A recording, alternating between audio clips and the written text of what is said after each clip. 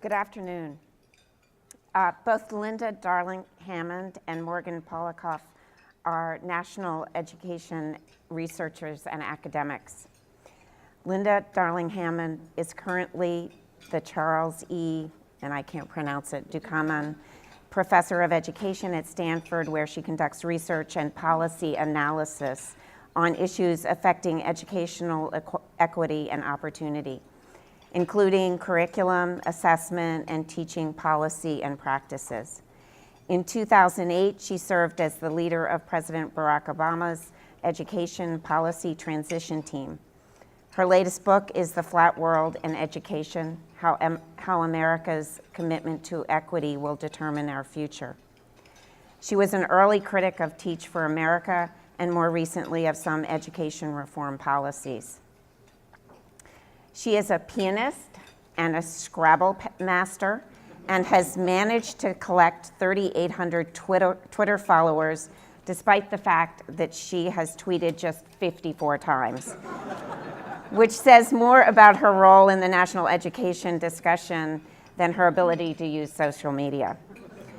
Morgan is an assistant professor of education at the University of Southern California's Rossier School of Education.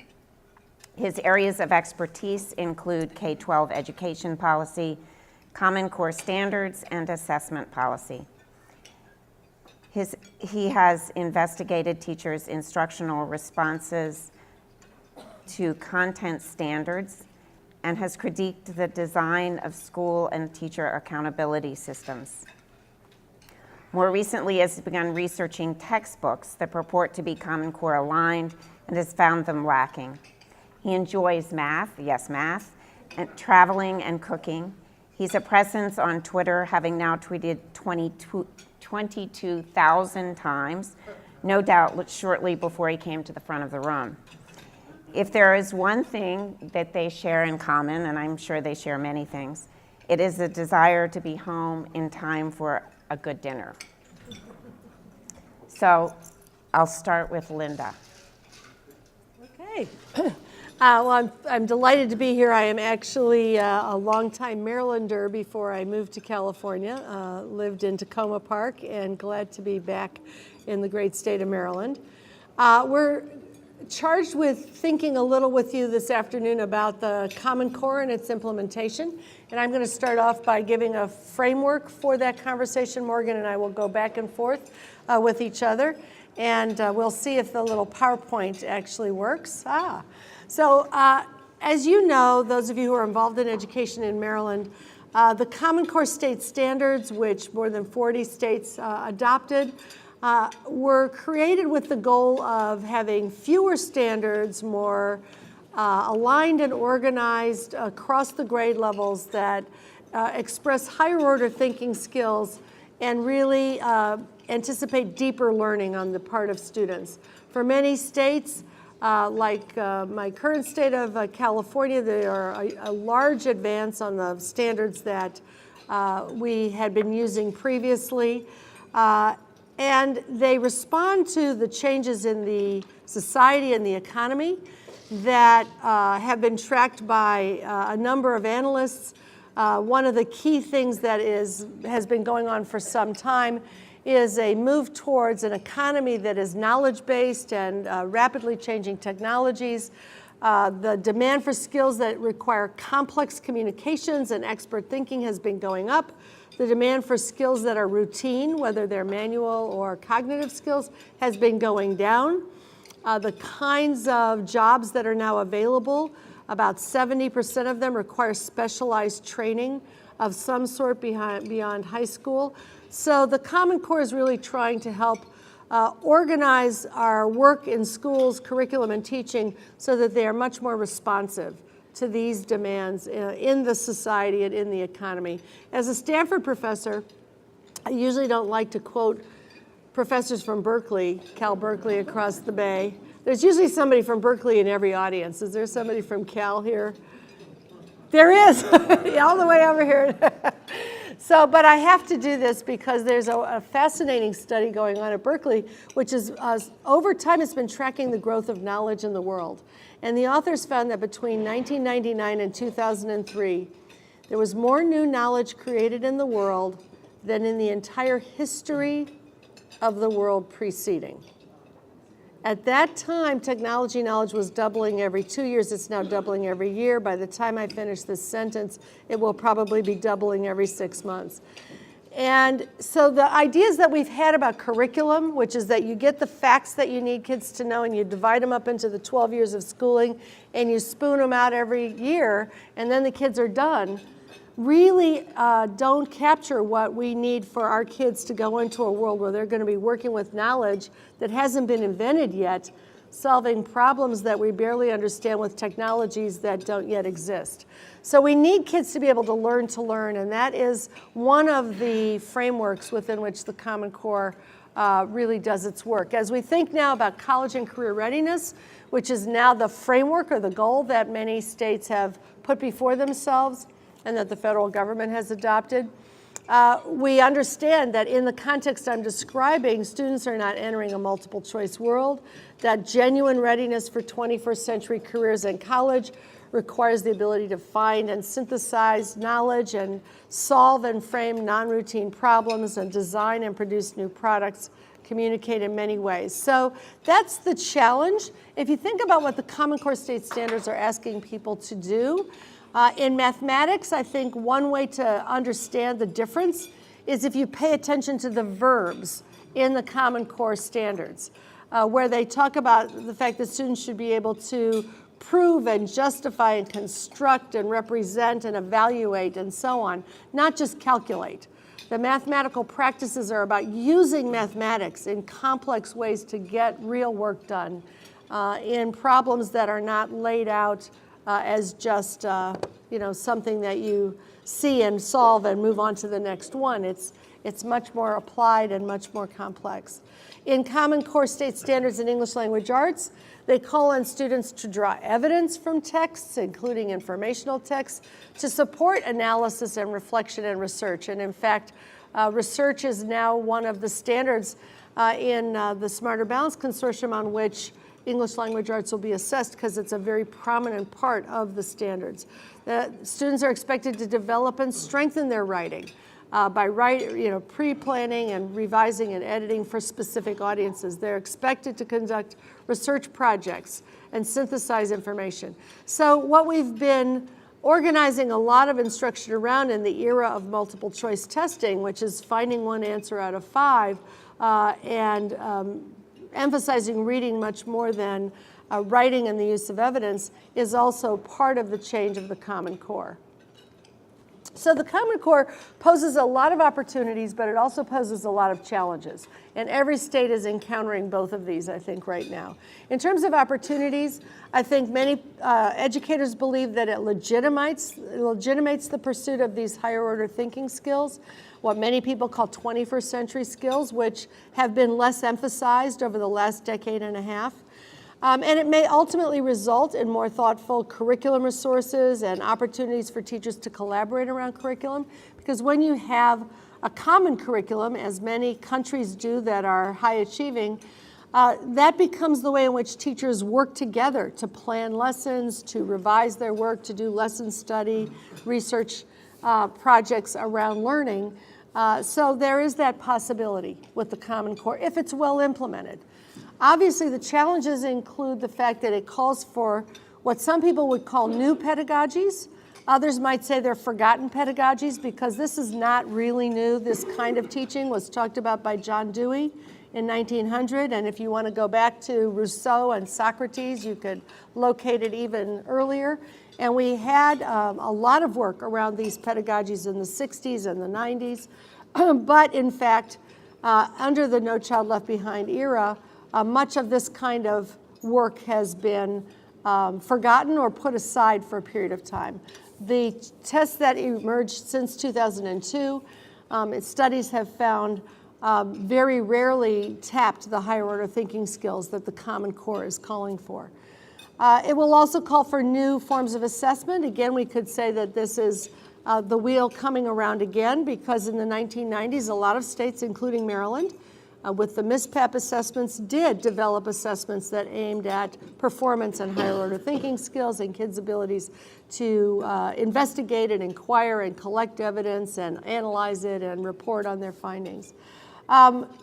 It calls for new standards, but we have old, and I would argue that it's been too punitive accountability systems.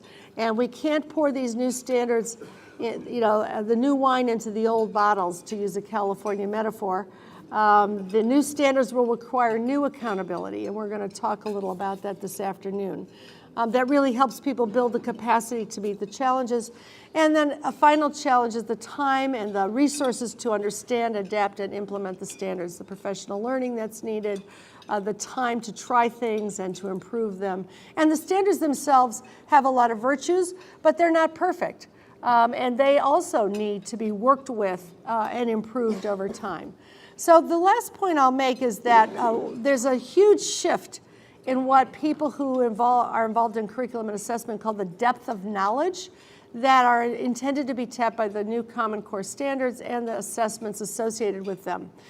They usually talk about depth of knowledge in 4 levels. Level 1 and 2 is recall, listing, labeling, tabulating, calculating, but basic skills. Levels 3 and 4 are things like designing and synthesizing and analyzing and critiquing.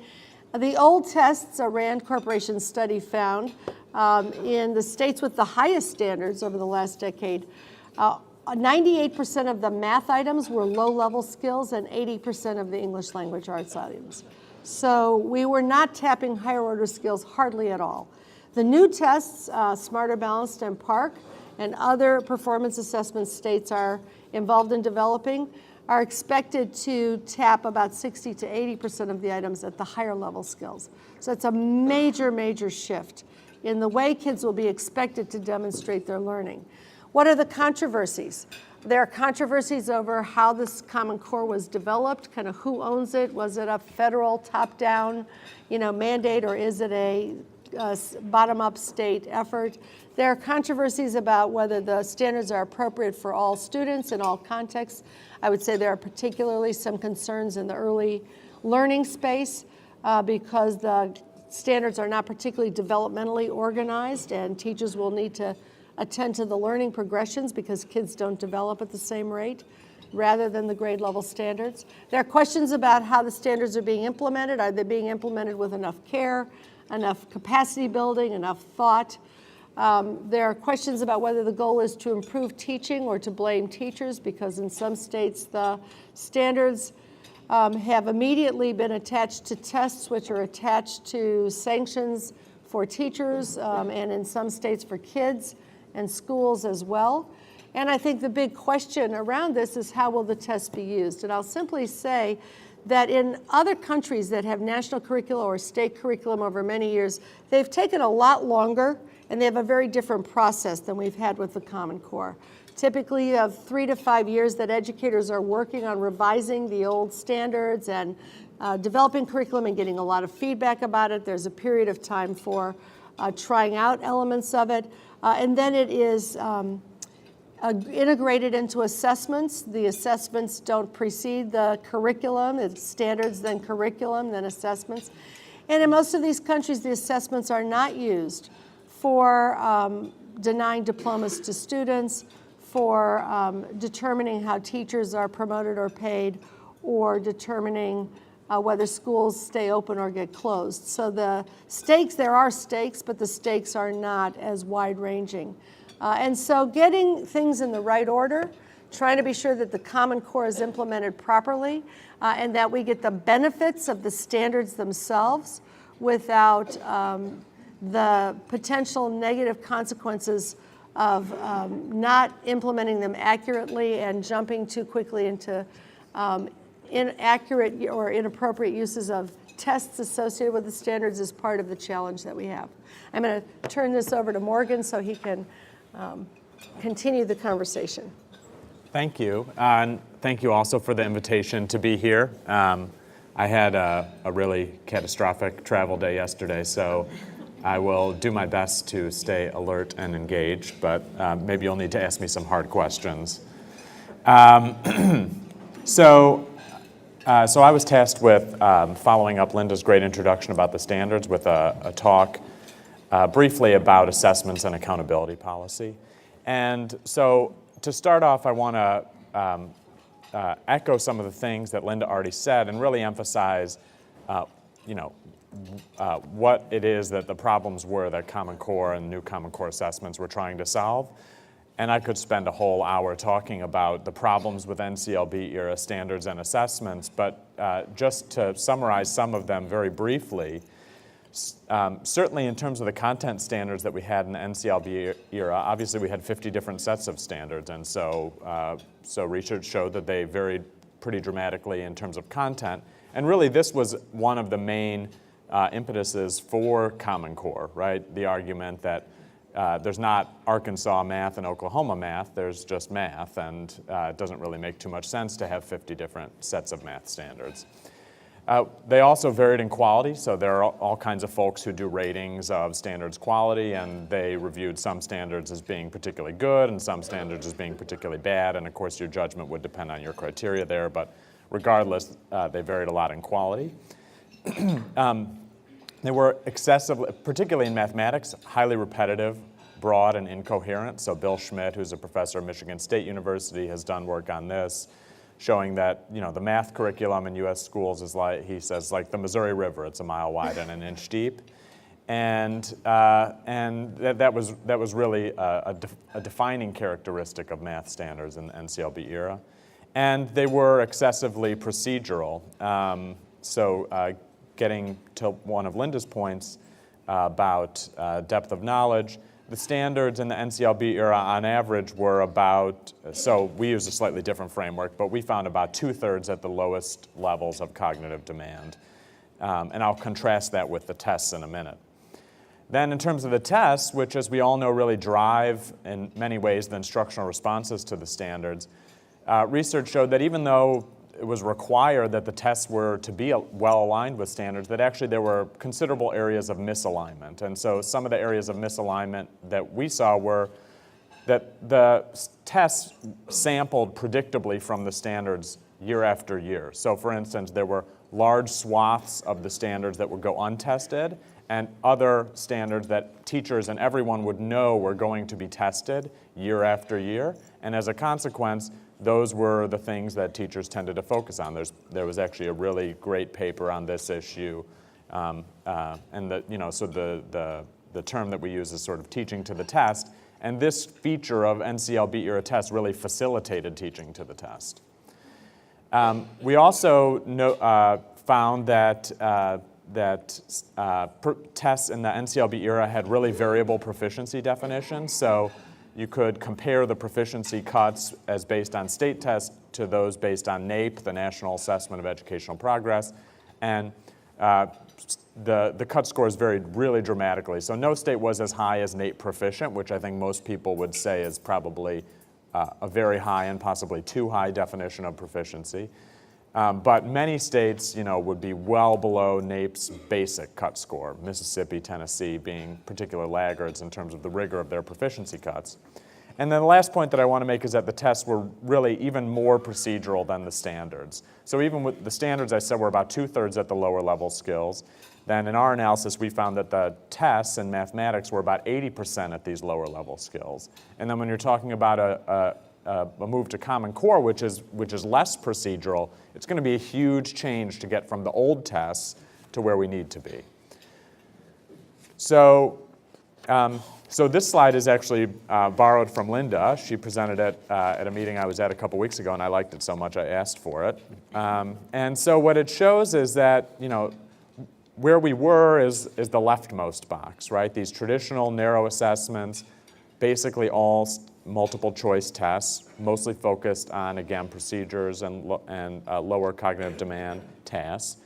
SBAC and PARC, and hopefully the tests coming out of the other test vendors for those states that have opted out of the two consortia will be sort of the next bump up, right? So they will be They will have multiple choice components, but they will also have open-ended items. They will have some performance tasks. They will ask students to engage in more cognitively demanding tasks. But that's a far cry from what's on the right of the picture, extended performance tasks, portfolio tasks, those sorts of things. So while I think that Linda and myself and many others are somewhat optimistic that the new tests will be quite a bit better than what they are replacing, there's certainly a way we could go in that direction. And there are pluses and minuses to any kind of assessment. So we would, of course, want to think about what the trade-offs would be. So I'm going to raise a few challenges that I see with regard to assessment in the Common Core era, and this is based on a brief that I wrote for the Center for American Progress, which you can find if you're interested in it.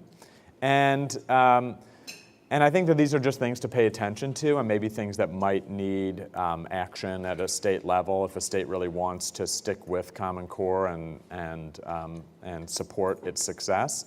So one is, if we're going to be raising proficiency standards, and of course if we raise proficiency standards then more kids will be not proficient, then we need to make the case for that to parents and the public.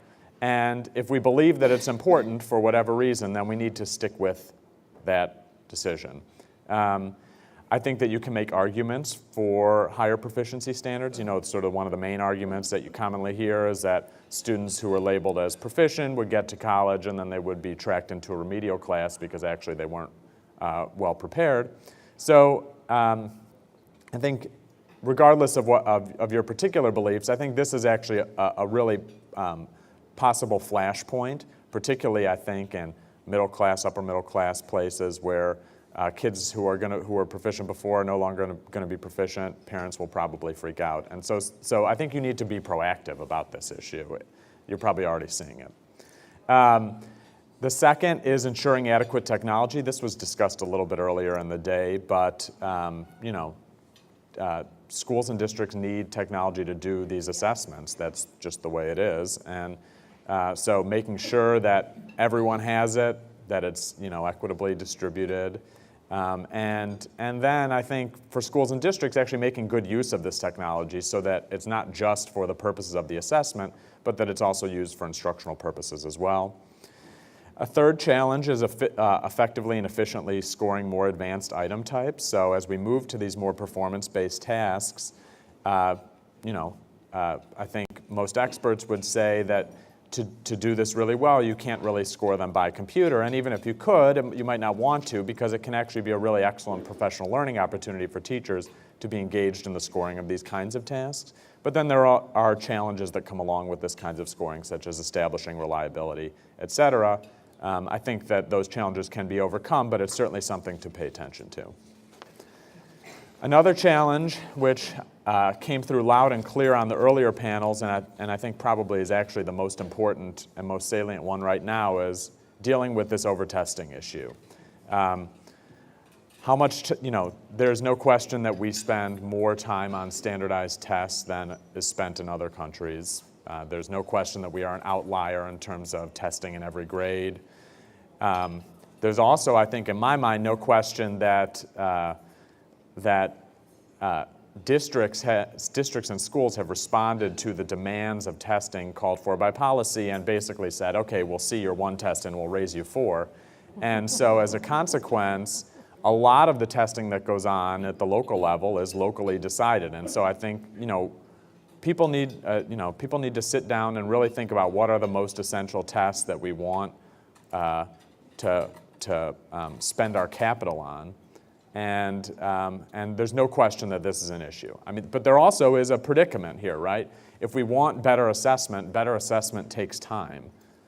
A performance test takes more time than a bubble test. And so that's an issue. Another challenge is validating assessments for new kinds of uses, for accountability purposes. That could be a whole talk by itself. I'll just skip to the next one. And then the last challenge that I want to focus on is ensuring coverage of all the standards, including the hard-to-test skills. So again, what we don't want to do is we don't want the test to predictably sample over and over again from the same stuff and leave certain things untested. So here's a list of recommendations that I believe are critically important for Common Core era tests. I'm not going to spend a lot of time on them other than to say that the sort of maxim in assessment and assessment policy is what you get is what you test. And so if we believe that the standards are important, then we need to support them with high quality assessments. And if we back away from better tests because they're more expensive or more demanding and return to the kinds of tests that we had before, then we're going to see the kinds of instructional responses that we had before. And then finally, the last thing I want to say is that we need to improve our accountability policy. This is true for both teacher accountability and school accountability. And I think Linda and I are in roughly the same place on these issues. I might be a little bit more pro-accountability than she is. But in a recent analysis of the state waiver applications, we looked at the quality of those accountability policies in a 4-part framework. And what we found was that states were really lacking in terms of their, the quality of their accountability policies. And unfortunately, Maryland's accountability policy was actually quite a laggard in that report, at least as was spelled out in the waiver application. Things might have changed. So some issues to pay attention to, things like, again, if you're going to test kids in all subjects but then only hold schools accountable for a couple subjects, then you can predict what the instructional responses will be. If you're going to focus explicitly on proficiency and ignore student growth, then that's going to penalize schools serving more diverse kids, and it's going to send questionable incentives. If you don't take account for the fact that, in particular, growth measures tend to be less reliable, then you're going to have schools bouncing in and out of classifications or teachers bouncing in and out of classifications. That's going to send very confusing messages. And if you have, one system for your annual measurable objectives and a different system to identify your priority and focus schools and a different system, which a lot of states did, and if you don't have a system that can be made transparent in a reasonable way to the public, then again, that's going to send confusing messages. So these are just some of the things that I think you can focus on, and there's a brief, again, that I wrote about this for the American Enterprise Institute that might be useful. So I will now pass it back to Linda to talk about teachers. Okay, I'm going to just make a comment about the question of accountability, which we're taking up. Morgan used the term pro-accountability. I think the question is not pro versus anti-accountability, it's how we define accountability. And I would argue that we've been defining accountability inaccurately as the use of tests to enforce consequences. That's been the primary meaning of accountability. I would argue that accountability, true accountability, should mean that you have a system that strengthens the probability that good practices will occur, that minimizes the probability that harmful practices will occur for kids, and that has a continuous improvement, problem identification and solving method to surface problems and take care of them. And it is not at all clear that high-stakes testing as the primary vehicle has produced genuine accountability in which kids get better education, because it's been divorced from resource accountability, that is making sure that the resources are there. It's been divorced from professional capacity building, that is making sure that educators have the knowledge and the tools to do a good job for kids, which is what a parent wants the school to be accountable for. And it's been divorced from the idea of meaningful learning, which I think Morgan and I are both emphasizing as important, that you don't want to hold schools accountable for a kind of learning that doesn't translate to college and career readiness.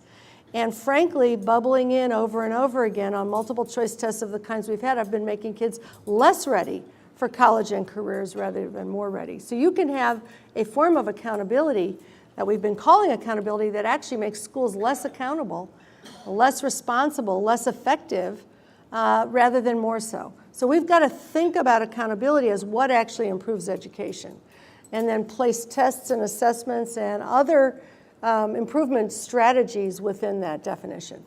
With that in mind, I would argue we should redefine accountability so it becomes more focused on capacity building so that schools can do the job they're being asked to do with, as we know in the United States, more and more low students in poverty, more and more students who are homeless, less and less equity in that system, and that there ought to be multiple measures, judgment systems, so that we're always looking at a body of data about what's going on with a student, a teacher, a school, rather than a single measure. And that we ought to move from a test and punish framework to a support, assess, and improve framework for accountability. So what about teacher evaluation? Because this is a heavy topic in this era and certainly part of what has gotten snarled up in the Common Core conversations. And I'm going to refer to a book that I just recently put out called Getting Teacher Evaluation Right and just give you a few ideas in shorthand.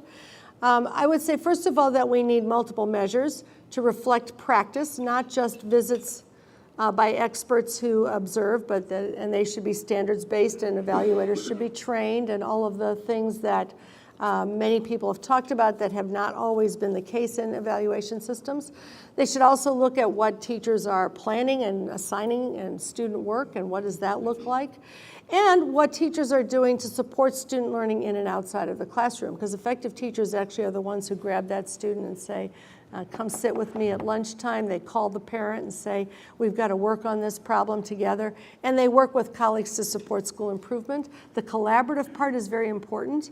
And in many other countries, it is actually a major part of evaluation in places like Singapore, for example, because teaching is a team sport. And schools get better when teachers work together to plan a coherent curriculum and work with each other. And we don't want evaluation practices that actually create more individualistic, I got mine and it comes at the expense of yours kinds of measures. And that actually can happen with certain approaches to value-added metrics that rank teachers within a school against each other so that if I get a higher rating, you get a lower rating. So these kinds of things need to be thought about in the context of what supports collaboration. And then I would argue we need multiple measures to assess student learning, and those should be assessments of deeper learning, like the essays and research projects and so on that are prominent in other countries' assessment systems, and we're just beginning to re-establish a little bit in our own. They could include local, state, or national tests that are appropriate for the teachers, content, and students. If I'm teaching advanced placement, then that ought to count somehow in the portfolio of measures that I'm evaluated on. If I'm teaching International Baccalaureate, if I'm teaching early grades reading, then the developmental reading assessment could include other measures like English language proficiency gains and so on. And I want to just put this in the context of the value-added conversation, which is a wonderful research tool. I use it myself in my research on a large scale, looking at the effects of programs and different kinds of practices in schools. But there are some limitations in its use for individual teacher evaluation. One is the fact that there are lots of other influences on student learning other than the teacher themselves, and the value-added measures are really whatever we can't predict with other variables in an equation. Many of the factors can't be put in the equation, they're left out.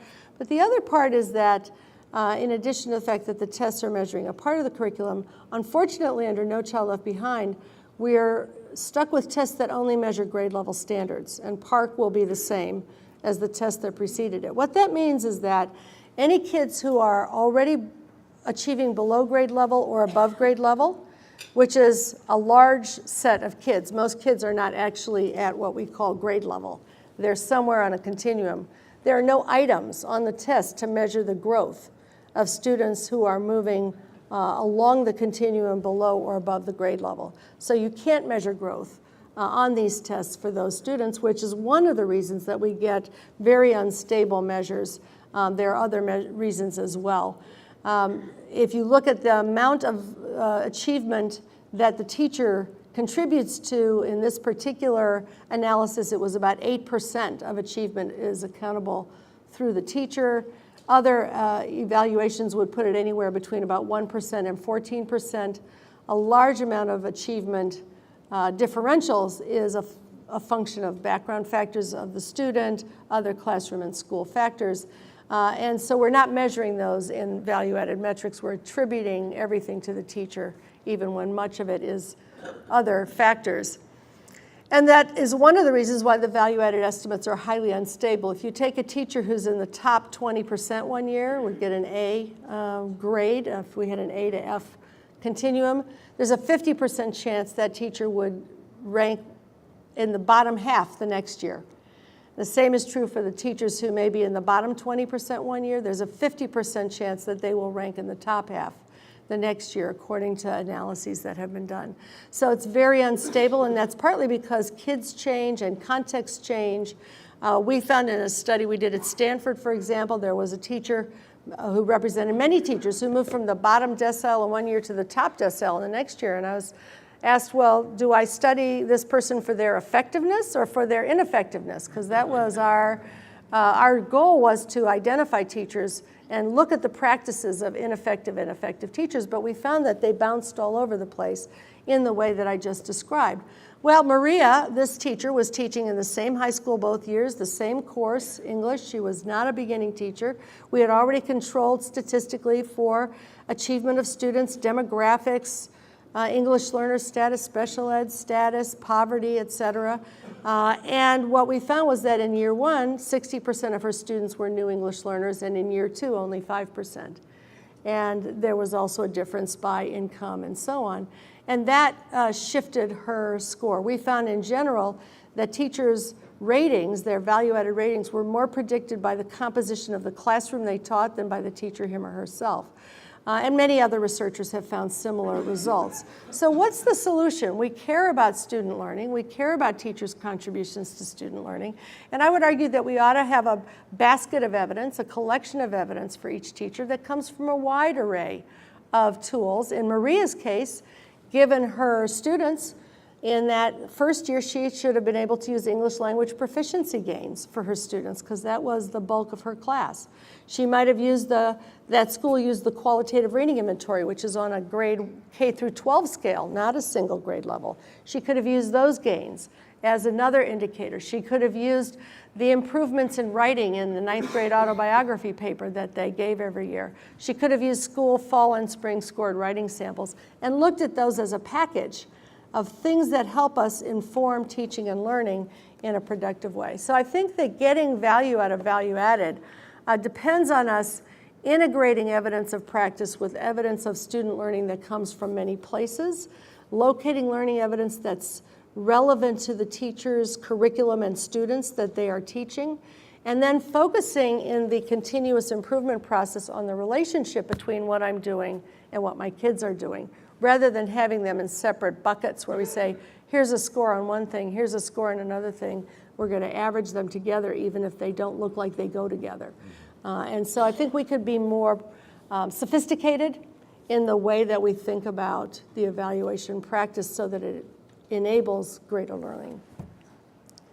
All right, we've been talking too long, so I'm going to do 2 minutes, and you can cut me off if I do more than 2 minutes. So I'm going to agree with pretty much everything that Linda said, and then say, well, it gets worse, because while I agree with her that value added has all the challenges that she laid out, I think that. Can you explain to everybody value added, just for those who may not know? Yeah, sure. So value added essentially says, for each kid in a class, how do they do relative to what would be predicted given their prior achievement, their demographics, et cetera. It depends what you have in the statistical model that you are using, and then sort of aggregating up to the class. So on average, how did this teacher's kids do relative to what you would have expected if all you knew about them was how they did before? And the relevance is that Maryland, like other states, has incorporated this measure into its evaluation plan as part of the ESEA flexibility waiver. Yes.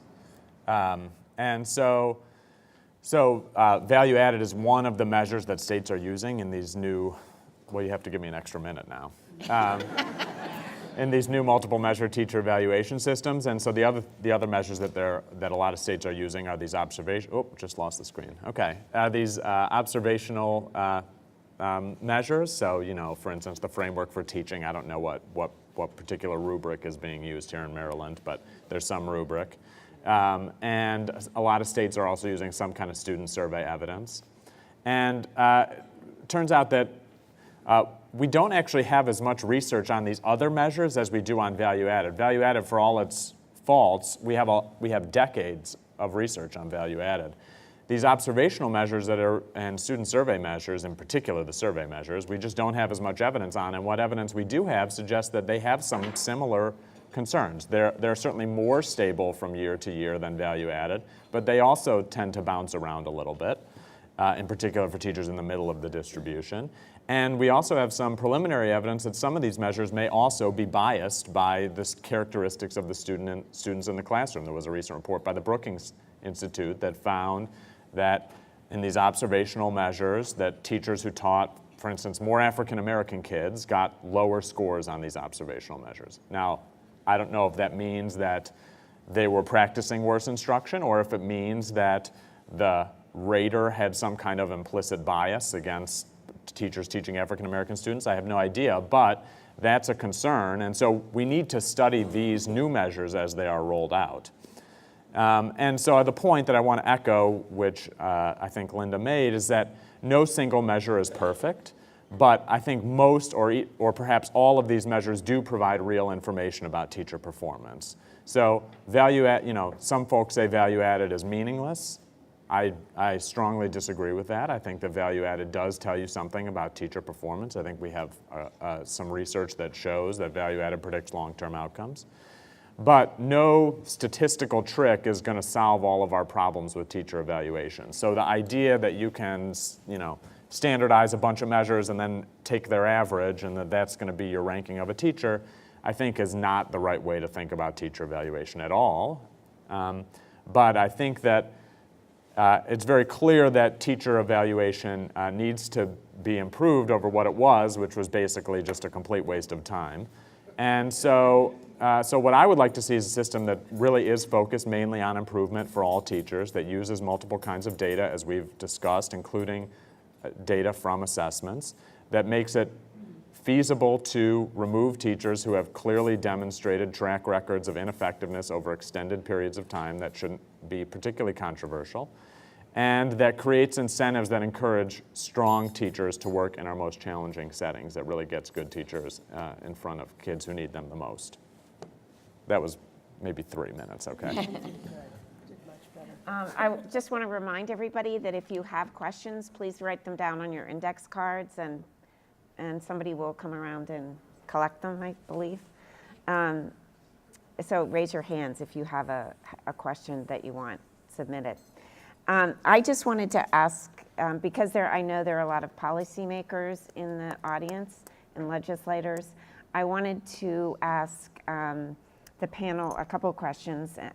First, there's been a lot of discussion nationally and locally about the amount of testing. And if you look at testing, as I think you spoke about, there's a lot of locally done testing, so that the state standardized tests, the new PARCC tests, are actually only a small percentage in some districts of the amount of testing that goes on that's required by that district. So I want to ask you all, what do you give up? If should school systems reduce the amount of testing? And if so, what kind of testing should they get rid of, and what should they keep, assuming that they can't? I guess they could ditch PARCC, but maybe you better start with PARCC being a reality right now. Yeah, I mean, I think PARCC is a reality. I don't think that districts can opt out of an assessment, at least not yet in this state, although I know in some places districts are asking for that right. I think the reality is that local assessments, which you're right, make up the bulk of assessment time in most places, can be very good or they can be very bad. And so I think, sitting down and evaluating the suite of assessments that are offered in a particular district and taking a critical eye to them with regard to things like their alignment to the standards, the quality of the tasks that students are being asked to do is really the right way to go. You could think about a state that would mandate to districts that you do no more than X hours of testing in any particular grade, or you could think that that's a decision that should be made locally. But I think that some form of summative assessment that is high quality needs to be a non-negotiable. Doesn't necessarily have to be at every grade, and that's something that we could discuss, but the idea that we would move away altogether from a state assessment strikes me as both implausible and bad policy. I'm trying to think about how to make a small answer to this. It's such a big question, but I think that in the 1990s, our federal law required that states have state tests once in each grade span. So once in elementary, once in middle, and once in high school. And that actually is what most countries do. There are no other countries that test every child every year. They usually have some assessment in high school, and they may have assessments once or twice before high school on a national or state level, depending on the size. What goes on in between, and what went on in other states here and what goes on in other countries, is often a kind of richer form of assessment where kids are, instead of just sitting down and doing a test event, they may be writing papers, they may be doing investigations, science investigations, and other forms of assessment, which can be common tasks that are across a district or state or may be locally developed that are actually having kids do the things that make them college and career ready. What's happened with the Every Child Every Year with high stakes is that not only are we giving state tests every year, but all the other local tests that have been added on and test prep and so on, because there's so many decisions being made on the basis of this one test, are all going in the same direction. So we learned in doing a study of test costs that while most states were spending on average about $25 for their NCLB tests, they were spending way more than $50 per child with all the local tests, but they weren't raising the quality of assessment or engagement for kids because they were all focused on the same low-level skills to boost the scores on that one test. So what we ultimately need is a system where your complementary assessments allow kids to prepare the kind of skills that they'll need in college and career. In Kentucky, for example, they had a writing portfolio that was one assessment that went along that kids were doing regularly. They had some sit-down tests. They had some performance tasks. In Maryland, there was something similar, in many other states the same. In the next era, we're going to have an ESEA conversation going on right now with the new Republican-led Congress that's going to look at this question again. I think the question about how do you get kids doing the stuff that matters for college and careers as part of the state-local assessment system should be the way that we approach it, which would bring us closer in line with other countries and with productive work that states have done before. Let me say one other thing. When my daughter, we moved from Maryland to New York, and in New York, if it moves, they test it. And that's kind of gotten to be the way it is in many states now that are putting online tests for every subject area and every grade level for every kid for teacher evaluation purposes. So Broward County now has 800 tests. New York City now has 300 tests because every child in every grade for every subject has to have a pre and a post test. And most of these are very limited. They're not engaging kids in higher order thinking skills. They're reducing things down to things that are either short answer or multiple choice. One of the things I realized when we went into this very test-based environment, my oldest daughter left here where she was doing very engaging work in the Tacoma Park Middle School, and was very project-based. And she went into a test-based environment where everything was based on the test. She never again wrote a paper of longer than 2 pages. She never again did a science investigation. She never did the higher order work that she was doing as a middle school student in Maryland, which was not as test-oriented. And when she got to college with high test scores, she was completely unprepared to write a term paper, to do the research that was necessary, to engage in the kind of analysis that was necessary.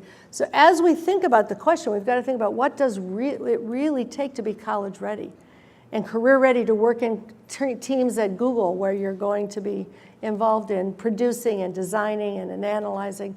And we should put state tests, which are a limited measure, in an important but limited space, and then make room for assessments that matter around the development of skills that will actually be used in hands-on ways later. This is a very quick, you can give me a quick answer to this question. This is from the audience. What jurisdictions are doing assessments well and most closely aligned with what you're both suggesting? Is there any school system you know of? Or? The Innovation Lab Network is a group of 10 states that are under the auspices of the Council of Chief State School Officers that are building an assessment bank of performance assessments that are these kinds of tasks that I've been describing that are validated, piloted, and so on. New Hampshire is doing a lot of work statewide in this arena and is likely to have a new waiver approved to use local performance assessments in collaboration with more limited use of state tests. Vermont, Maine, Kentucky, California, and some others that I can't bring to the front of my mind are all working on that agenda. The next question is from the audience is, are teacher evaluations really about teacher effectiveness, or are they about how effectively a teacher conforms to the latest educational trends, such as performance assessment in the 1990s and the flipped classroom now? Anybody want to try that one? It depends on your evaluation tool. You know, evaluation tools can be behavioral tallies that say this is the one right way to do teaching, and then we're going to check off whether you do those things. Or they can be grounded in broader principles of learning that can be enacted in different ways. So we know, for example, that if you're going to teach effectively, you need to figure out what the student knows and build on and connect to their prior knowledge. Now, you can do that lots of different ways, in a flipped classroom or a performance-based classroom or something else, but it's important that you do that so that you're building on where the student is right now. So I think if you have a standards-based, principle-based evaluation system that is looking at those learning principles that we know from learning research, rather than a specific teacher behavior, then you don't need to be ideological in the evaluation. You can be evaluating different forms of good teaching that help kids grow and learn. I'm going to ask a question that comes from a couple of people in the audience, and I'll add to it. There's a question here about how the implementation of the Common Core, and I would say more specifically the testing that's going to take place in the next year, how they can be implemented, insulated from the hyper-political demands of election cycles.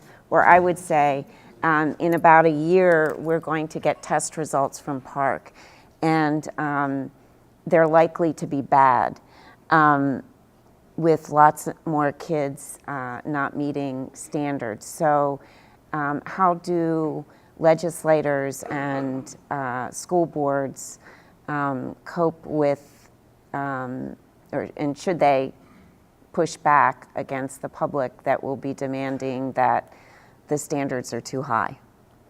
I think that there are 2 points that I want to make here. One is similar to a point I already made, which is that there needs to be some kind of strategy to deal with this issue, which we all see coming. And so that means, you know, being able to make a case for why these higher standards are important, if that's what you believe. I think that that's absolutely essential because we all know this will happen. Another point that I want to make is that, I mean, you can't take the politics out of this because you just can't, right? I mean, schools are and education is an inherently political thing. I do think that a lot of politicians make the case based on very questionable evidence that they're doing a great job. So every year we get new test results on the state test or on the NAEP test, and we in the research community call it misnapery, which is when people use NAEP results to promote whatever favored reform they have. So for instance, on the most recent NAEP, the two states that had the biggest gains were Tennessee and Washington, D.C. And everyone thought, oh, those are really reform-friendly states, so Common Core works and blah, blah. And even as someone who believes very strongly in Common Core, I said, that's a bad thing to do, because at some point, those states aren't going to have the biggest NAEP gains.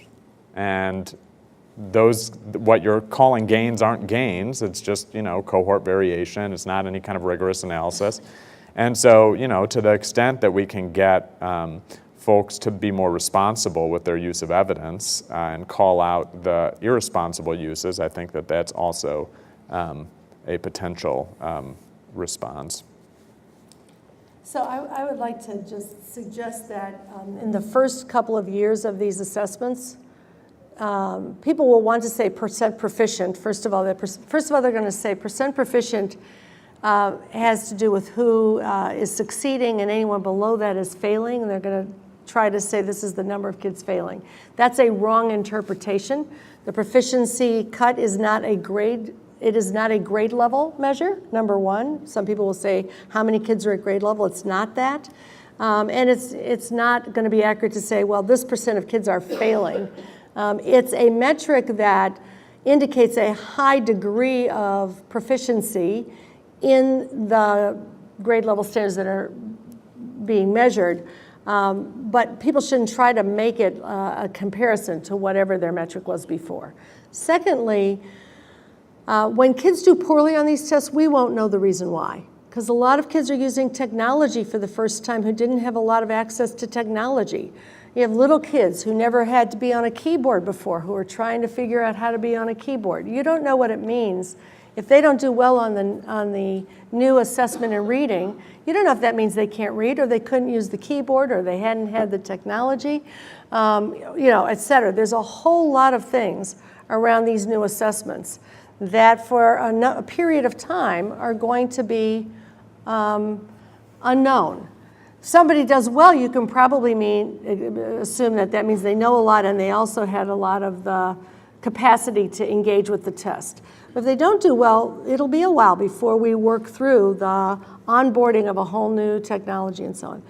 The other thing is that we've gotten used to this percent proficient because it was required under NCLB, but many people will argue that that is not the best way to be looking at scores over time. You should be looking at the scale scores, which will give you a better indication of growth. You should be looking at what's happening to all the kids below and above proficient. That's just a single point in place, and that governing policy around percent proficient is going to underrepresent the gains that some schools are making, and it's going to encourage teachers, again, to teach to the bubble kids who are just below that level rather than dealing with the kids at the top and the bottom.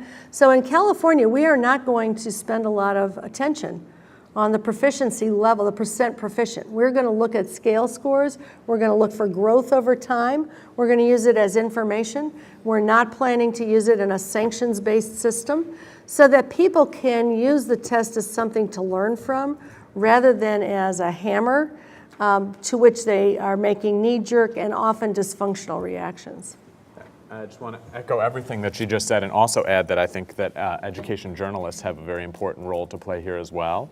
So there are a lot of education journalists who struggle with this issue of how to report on student performance when tests change, and there's a lot of wrong ways to talk about it, and Linda just laid out a bunch of them, like saying that more kids are failing.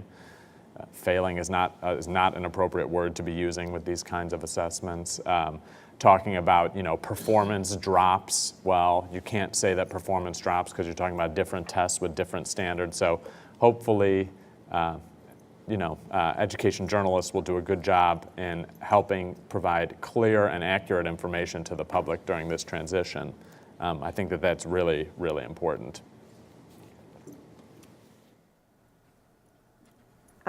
Should we be putting a greater priority on non-college related opportunities, including training programs and creative apprenticeships? I think so. I mean, the concern with doing that, of course, is that how it ends up, what ends up happening is you shunt off certain kinds of kids to these kinds of programs and other kinds of kids to the college programs. That said, and that's a very serious issue, right, that we definitely need to deal with if we do more non-college aimed programs. That said, I think that, it's very clear that the current system doesn't work for a lot of kids and that they get out of high school, they're certainly not ready for college, and they also have no particular marketable skills to actually do anything with, and that's a problem. And I think that we can do better than that, and there are other places that do better than that. And I will also say that we keep talking about college and career readiness, and we shouldn't have policies that are only focused on the college side of things. So there are certainly thorny things to deal with whenever you try and move away from college for all. But it's something that I think we need to take very seriously and need to incorporate in our policy. And we should remember that every kid is college and career bound. That is, every kid who goes to college eventually wants a career, and they need to develop those skills that you would develop in an apprenticeship and in an externship. And every kid who is going directly to a career is likely to have to return to some kind of post-secondary education at some point in order to continue to keep up with the economy. So that college and career means that every kid should have those opportunities for these kinds of internships, and every kid should have opportunities to take college-ready coursework as well. I think this may be the last question, although if you are very quick, we can get in two. This is from someone in the audience. I'm concerned that students with reading disabilities and require verbatim reading accommodations will not be allowed to receive this on Park Math, but will be allowed on a MSA Science. What is your opinion as a researcher regarding the validity? This is students who have reading disabilities will not get accommodations. It will not be read the test, the Park Math test. I did not know that was a park policy. Yeah, that sounds wrong. I mean, that doesn't sound like that person's wrong. It sounds like the wrong thing to do. Right, and it certainly is different than the policy for Smarter Balanced, but I don't know if that is the park policy. That would surprise me if that were true, but not that I'm questioning this person's accuracy, but that, I mean, the consortia are paying very close attention to the issue of accommodation, so hopefully that's not the case. And if it is, then that would undermine the validity of the assessment for those kids very clearly. Could you all briefly talk about whether the pluses and minuses of testing, doing state testing each year, and whether you should do it at grade band, the end of grade bands? Well, I'll represent some of my more pro-accountability friends who are not here, more pro-accountability even than me. And so, what are some of the pluses to annual testing? Well, one plus is that we can track kids' growth year to year if the tests are good, on a relatively constant scale. And this might be particularly important for, or the argument goes, for students who are behind, right? By the time they get to fourth grade or third grade, we never tested them before and they're way behind, and then we don't test them again for 4 more years. It's hard to know, it's hard to be able to ensure that they're making progress towards meeting the target that they need to meet if we're only testing them every 4 years. That's certainly a common argument that you hear. I think another argument that you hear, which is more utilitarian and I don't like as much, is that they're useful for growth measures, and we know that growth is really what we want to be measuring. And so if you've only got the state test in 4th grade and then again in 8th grade, and if you've also got the case that kids move around a ton, right? We know that mobility is high, and so we're only, basically if we have 4th grade testing, 8th grade testing, and 12th grade testing, we're only testing kids once in each school, so you can't really do growth at all. then a lot of people would say that that would really undermine the quality of your accountability measures. Those are probably the two most common arguments that I hear from the pro-annual testing camp. So I would like to say that I think you need annual ways of tracking growth for kids, but state tests are poor measures.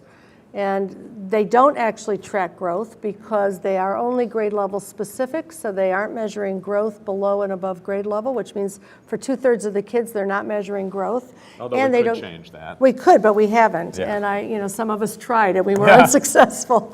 So they don't measure growth and they don't give you much information. They give you a single score, maybe 2 scores, but they don't actually give you information. So what I would rather have as a parent and an educator is a requirement that local districts have a system that the state approves to track growth on more useful measures that actually do measure growth across a longer continuum and actually do produce more information for teaching. And then the state test validates that periodically. I don't mind if the state test is used as an external measure of sort of broad trends, but we shouldn't fool ourselves into thinking that it measures growth or gives information for teaching. It doesn't. I'd rather have something like the developmental reading assessment. Anybody here use that in their classrooms? The qualitative reading inventory. There are any number of these. They are on a long scale from kindergarten to 8th or 12th grade. They give you detailed information about kids' decoding and comprehension and all of their skills. Teachers use them in some states across the entire state and some districts across the entire district. And you can actually measure growth, and you can do what I think Morgan and I both agree needs to be done, which is make sure that you know how kids are progressing and what to do about it. Unfortunately, the state test is a poor tool for that, and we've put way too much emphasis on that to the exclusion of better measures.